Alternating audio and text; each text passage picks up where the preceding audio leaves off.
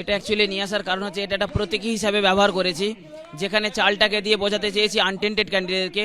Black কালারটা হচ্ছে tainted candidate, আর এটা হচ্ছে একটা খিচুড়ি টাইপের পাকানো হয়ে গেছে, যেখান থেকে কিনা সহজে আমাদের সরকারকে বারে বারে বলা সত্ত্বেও একটা সময় সিবিআই যদিও আলাদা করেছিলেন, কিন্তু তা সত্ত্বেও কিন্তু যে আমরা যে আনটেন্টেড ক্যান্ডিডেট তাদের একটা সঠিক লিস্ট আমরা পাইনি, সেই সঠিক লিস্টটা পাওয়ার জন্য যাতে টেন্টেড ক্যান্ডিডেটকে থেকে আমাদের আনটেন্টেডদেরকে আগে পৃথক করে দিয়ে তারপর আমাদেরকে আমাদের যে সসম্মানে আমাদেরকে চাকরিতে ফিরিয়ে দেওয়া হয়, সেই আবেদনটা জানানোর জন্য আজকের আমি এই প্রতীকীটা ব্যবহার করেছি।